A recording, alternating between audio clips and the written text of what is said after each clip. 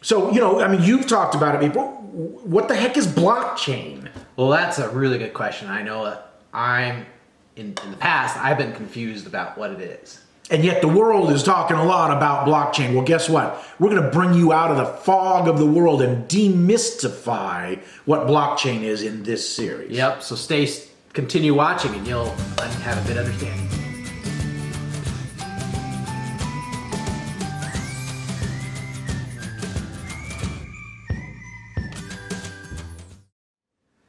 Hey, Steve. Hey, Steve. How are you doing? I'm doing fantastic. Terrific. This is part 2. We've really never done a series. This is our first time we did a series.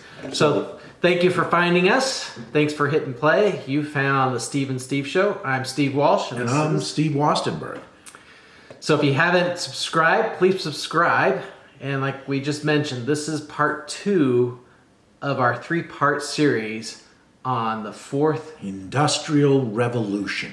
Yeah, so if you don't know what the first 3 are and what the 4th one is, the 4th one is blockchain. Yes, and that's what we're going to talk about. And we're going to talk about that here in a second. But if you missed our first one, go to our channel or take a look for that. The prior video does talk about the first, second, and third Industrial Revolution. It's a pretty interesting little history. It'll get you caught up. So today we're going to talk about the 4th Industrial Revolution, which is blockchain. Right. So Steve, what is blockchain? So at the end of the last one, before we get too far, we have our drinks. We've done this one before. It's root beer again, so excellent. I don't like to talk much about that, but we'll. Yeah. The last video that we did, at the end of it, Steve, we kind of introduced a bit about blockchain, but on this one, I think just real quickly, we don't want to get technical here. We really want to give you something that is, practical in your life potentially for what this new Industrial Revolution is likely to do in the world and in your life. All right. So when you're done watching this video and the next ones, what are the nuggets on this one, Steve? So I think the goal of this video is that when they see the word blockchain, they have a better, crystal clear understanding of what it truly is. Crystal clear? We will shoot for crystal clear. That's the stars. If we hit the moon and it's kind of a foggy night clear, well, then there you go. If we help demystify it by a little bit, we did a good job. That's our job here. So, blockchain. I really like to say that the blockchain, say, as compared to a database, because when we think of how we store all kinds of information and what all the kind of means of getting that information to other places, we think of a database that is a place to hold a bunch of information that people tap into and get. That's how they get their information out. Okay. A blockchain, on the other hand, and that's centralized, right? It's in a central place. A blockchain, on the other hand, is decentralized. It still has all the information, but it is duplicated on all the different places that are holding that information. So, unlike in a database where if that database goes down, well, you no longer get your taxes squared away because the IRS went down and that database had it. Ooh, that'd be a nice thing if we no longer had to do taxes because the IRS was, anyway. Yeah, let's not go there. All right. On the other hand, if you had all of that database on a whole bunch of different repositories, then if this one went down, you still got all of those because everyone has a duplicate, exact ledger of all the information that was on one centralized place. Okay, so let's break this down. All right. So you're talking decentralized and centralized. Yes. So I'm going to take the computer out of the equation. Perfect. Very good. I'd like to because this is a revolution. So many of us have flown in an airplane. Yep. And the airline industry, they have hubs. Yes. Right? So we live near Denver. Mm-hmm. And so Denver is a hub for United Airlines. Yes. Right? And so for United Airlines to be efficient and be able to service some of the smaller towns that are around. Right. They can go up to Cheyenne or even up to like Breckenridge. I'm not sure if they have an airline, but Vail, I think, does. Sure. So they have these small hubs, but there's these people that are wanting to go to those small places, and even the people from the small towns need to get to the places. So in order for it to be an efficient and economical for United Airlines to run their business, they create these hubs so they have their smaller airplanes service those things, and so they all meet in the hub. Right. And then sometimes Chicago, Denver. So we all kind of gather in these hubs, and then we go to our own flights that we want to get to, right? And so we're controlled at that hub, right? We're right. By the air traffic controllers. Right. So that location is the central point that airline is using to control when people arrive, when they leave, Yes. but they can load up their airplanes so they're not sending an airplane out empty just because one guy wants to come in, go across the country. Right. So that's the centralized concept. A decentralized concept is if someone had their private airplane and they got on the airplane and they went to the city they wanted to go to. That's exactly right. Yeah. I think that's a good analogy. Yeah. And imagine if that airplane, that single airplane, proliferated or expanded throughout the whole network. Would we need any more of those centralized hubs? I mean, we may in the beginning, but it'll transition from there to lots of little airplanes going around. And the only way that could happen, Steve, is if all of that centralized information here in that one hub airport, let's say in Chicago, could be duplicated in any other place of those little individual airplanes. looking at that hub, and I know you've done a lot of traveling for work, and I've done a lot of traveling for my work. We were fine as long as that hub was operating, right? You get a storm, that hub shuts down, and it messes everything. Everything up. goes down. Yep. So now going to blockchain, if it was centralized. So everything was on one computer or controlled by one. If that area, the database, if there was a problem with that, there's no transactions happening. That's exactly right. Right? That's exactly right. So that's the importance of having a decentralized versus centralized. Right, because in a decentralized, what happens when that goes down? You still go to another route. Right. So that's so now take us to blockchain, where we know the blockchain in its fundamental level is a decentralized concept. Important to remember. Little quick note here, okay? There's a number of organizations out there around the world that are saying, well, we're doing our own blockchain. When they're actually doing a database, centralized, and calling it a blockchain. Facebook is a perfect example of that. Facebook has come out with, they're going to be doing their blockchain. But let's face it, if Facebook shuts down their blockchain, anybody that's connecting to that are out of luck. Right. So it's a database. So with those companies, Facebook, Amazon, whoever, Google, right? Because they control it, everything floats through their company. That is centralized. That is centralized. And there's a middleman probably in there. Well, that's it. They're centralized, right? That's the concept. So now let's look at it from a blockchain. What's the because we understand the centralized, decentralized. That's a fundamental concept of blockchain. But what really, when you look at like the internet, a lot of what the internet is decentralized. So what's the advantage? What's the blockchain revolution change? Good question. So let's do it in this way. Steve, you've got a business, all right? And you've got, it's a real small business. You've got like 12 products, and you want to get those products today. We're looking at today in the third industrial revolution. You want to get those to your customers. How do you do it today?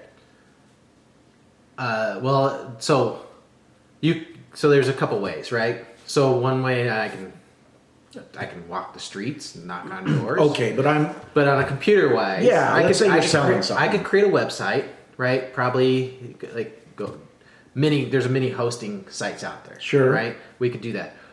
If I really want the traffic and kind of like the auto advertisement type stuff, I want to make sure I'm in a mall. Right? So the mall could be Craigslist, eBay, Amazon. Right. Amazon's probably the biggest and probably the best chance for you to set up a store and have commerce. All right. Now you sell something on that Amazon doesn't like. Amazon says, I don't like that. Then Amazon's going to boot me off. And your business does what, Steve? It's done. It's done. Because Amazon, a central authority, or eBay, or whoever, says, we don't like you. You're not going to sell this widget. Wait a minute. My widget, I have lots of people that want to buy my widget. And so I can't. That's the drawback, right, with that centralized concept. Yes. And having the middleman. Right. They what control, else? What else does the middleman add to your? Well, that's what I was saying. That one of the benefits that they do add is they host. They do have that warehousing capability, so they're adding value to me, and they do the collections. Right. They allow the facilitate the actual transaction via the money. Right. So I actually have to trust that Amazon is going to fulfill their product. Right. You have to trust them. Is there any cost that's added to that because they're there? Yep.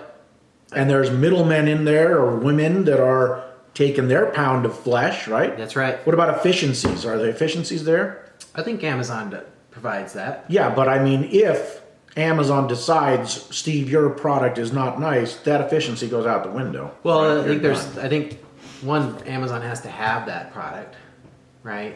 So I have to send it to them. So there's that.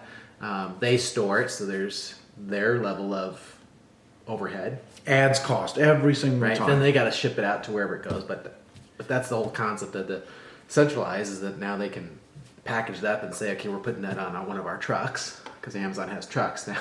Now imagine this for a second, and I think we'll bring this back to a real blockchain for a second. All right, and I'm going to say, here's your business again, Steve. And we've got a full-on decentralized blockchain out there.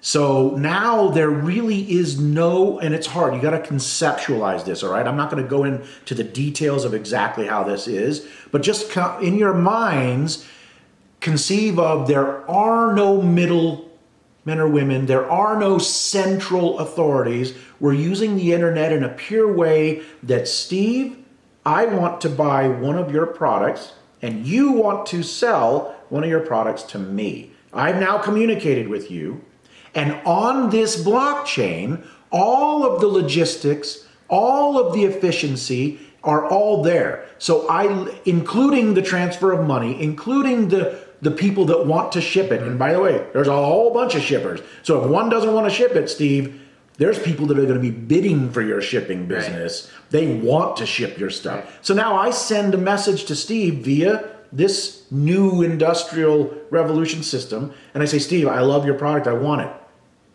It happens like that, direct. There is nobody in the middle. Right.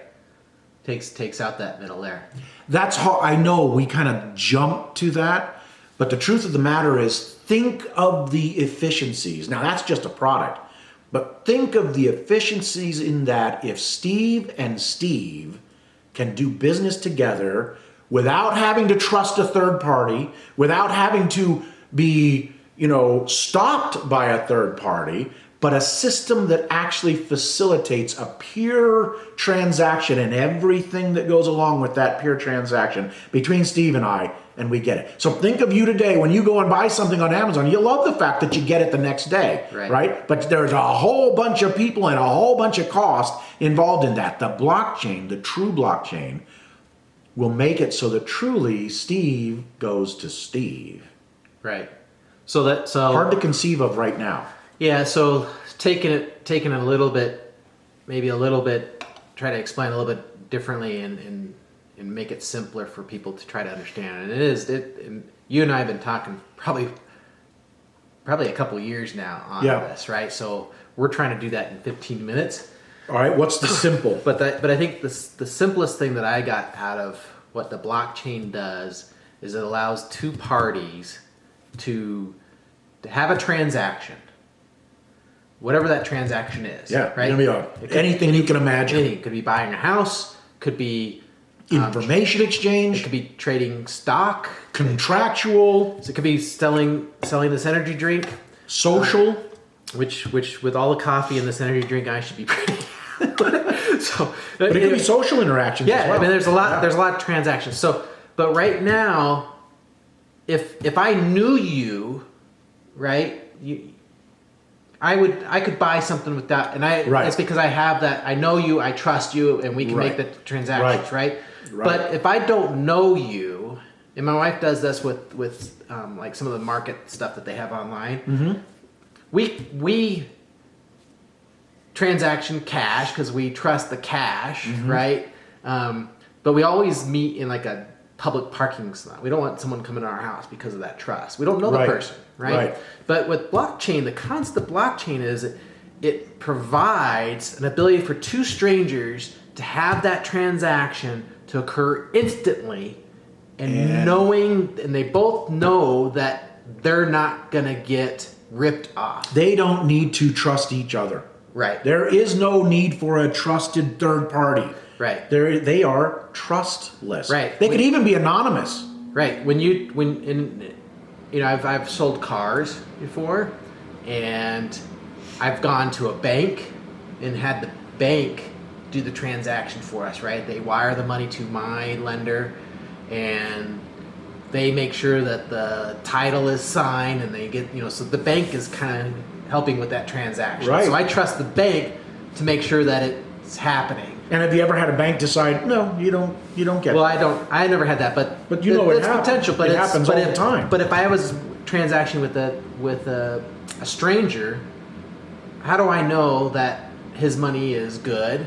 That he's, the check he wrote is good? How does he know that the title I'm giving him is a good title? Right. Right. So there's a lot of things there that you have to have somebody verify that today it's a legitimate transaction, right? And especially with a lot of corruption. Today, a lot of corruption, a lot of people trying to one up on somebody. But blockchain allows two strangers to have a transaction without some sort of middleman verifying everything, because the blockchain system takes care of that and proves it. You have nailed it.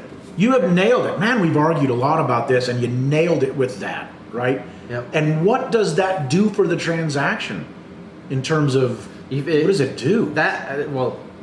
Makes it more efficient, less cost. I mean, lowers the cost because now you're not paying for that middle person to be part of the transaction. It makes for less anxiety, everything. Imagine then basically freeing up so that I can deal with Steve. Steve and I have already said we want to do this. Damn it, why do I have to go and rely on all of these other people to get it done? Right. So now I don't. I'll give you another. That is a revolution. So now you can have a transaction with somebody across the world, right? We're here in the United States. Absolutely. Maybe you want to transact with somebody that's in South Korea. Right. Right? How do you do that? Well, right today, you would have to go through some Amazon, eBay.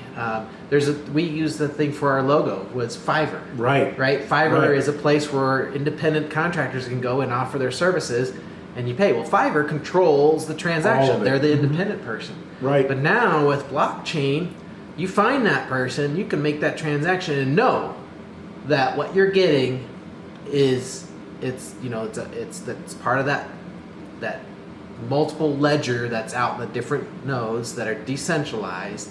So it's out there, it can be verified, and that transaction can occur safely. So when Steve says the word now, he means soon now.